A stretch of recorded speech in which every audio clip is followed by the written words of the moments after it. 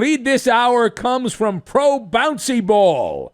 'Twas the calm before the storm. I'm told they actually will play another game. Believe it or not. Tonight, Thursday night, end of the finals. Do the Celtics have another 1-2 punch left in the tank? Can they force the series back to the Bay Area for a Game 7? We will find out in due time. Now, one of the storylines percolating around this series is that Golden State has its thumb on the scale. Now, maybe you know where I'm going, maybe not. Let me kind of get you caught up here. So the Warriors have an advantage in this series. They're one win away from winning the championship, but the Warriors are paying Andrew Wiggins over $30 million a year. And when you crunch the numbers based on all the escalator clauses and the luxury tax and all the penalties and all that, for a basketball roster, which is what, 12, 13, 14 people, something along those lines, Golden State is paying $340 million when you factor in all of the taxation without representation. Therefore, the popular opinion is they have a disproportionate edge in this series over the Celtics because of that, Boston not doing the same shenanigans. So let us discuss. Are you going to buy or sell the Warriors having an unfair checkbook advantage? So I am selling this. I'm not buying it. I'm selling it. I've got Mythbusters, Jay-Z, and Casey. I kind of rhymed. All right, we'll tie all of these things together, and we are going to make sour grapes is what we're going to make. All right, so the payroll argument, my default position on the payroll argument is it is the lazy river of sports media. Lazy take, it's near the very top of the bag of cliches and platitudes that reporters will pull out when they're going through the motions. That Team X spends more than any other team, and that's why they win. Rinse, wash, repeat. It doesn't matter what sport it is. Normally, this is a baseball story. We get this mostly in baseball because of the salary cap in basketball and football. But the same things were said about the Rams this past year when the Rams won the Super Bowl. They spent more money. That's why they won. And I always yawn at that. So I would like to open up another episode of the Maller Mythbusters on paying way too much, and that's why you won. Players who get paid big contracts, as a rule of thumb, get paid those big contracts 9 out of 10 times based on past results. Now, occasionally, you'll see a player get paid because a scouting report said that player is going to be great. And so they pay anticipating greatness, but normally it's what you already have done. However, as we are the Maller Mythbusters, that does not guarantee anything going forward. The myth that larger spending automatically translates into guaranteed victory is not based in any reality. Now, I'm not going to sit here and tell you that a big payroll sucks. It's nice, but it's not the end-all, be-all, and it's certainly not the reason that Golden State is leading the Celtics in the NBA Finals. Now, as the iconic Dick Stockton taught me years ago, that stats tell you what has happened, not what's going to happen. So the problem is you still have to play the games. Now, furthermore, Golden State not bending any rules. There is no hard salary cap in the NBA. The Warriors are doing something that any other team can do. It's available to every team in the NBA.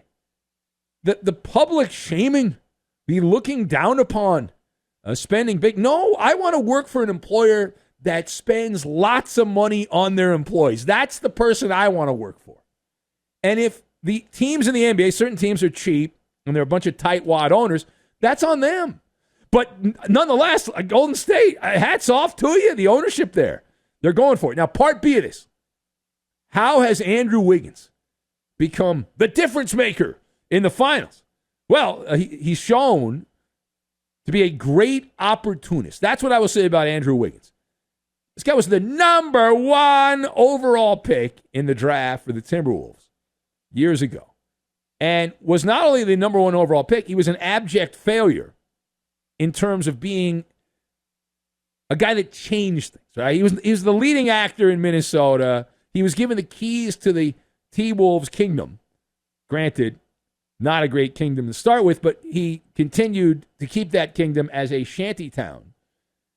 And he's just not that guy, though. I think it's been proven here, based on what he's done with the Warriors as opposed to what he did in Minnesota, that he's a really good supporting actor, and he's flourished in the background.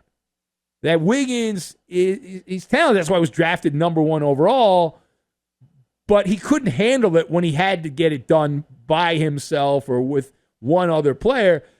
He's a guy that's an afterthought now. It's really not open heart surgery. You're the Celtics, and you're game planning for the Warriors. It's like that old Jay-Z song. Right? I got 99 problems, but Wiggins ain't one. You're focused on Steph Curry, Klay Thompson, even fake Klay Thompson, and some of the other bazookas. Andrew Wiggins at $32 million a year is not the guy you're focused at. He's overpaid, really, for what he provides, but the Warriors chose to pay him, and finally, at long last, he has given them a return on investment in the finals. All right, regardless, this is not a case of the Warriors using the checkbook to have the advantage here. It's not. It's just as possible that Andrew Wiggins would have come out and puked in this series, and then people would say, what are the Warriors doing? They wasted all this money on the guy. All right, now the last word here. I want to turn the page because Jaylen Brown made some comments, and I don't know if you saw this or not. So Jaylen Brown, who's not been playing particularly well lately for the Celtics, the top 2 guys, Jason Tatum and Jaylen Brown, have appeared to hit the speed bump, and they're having trouble getting over the speed bump, and it's at a very inopportune time. So Jason Tatum said that the Celtics do not fear the Warriors, and so the question on this one is very simple. Do you believe Jason Tatum when he says that Boston does not fear Golden State? And I answer, of course. And even if that wasn't true, even if Jaylen Brown felt something like fear, Jaylen would not say it publicly, and if he did, Kanye West would fire him as a client. Now, that said, under the microscope we go, the MALLER microscope. The Celtics have been the benefactors. The Warriors have been the beneficiaries.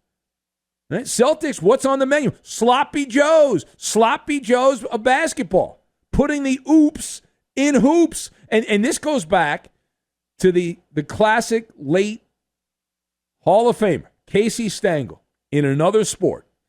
And it's a theory that he had that has been proven true over time. We, of course, hijacked. It's one of our golden rules watching sports.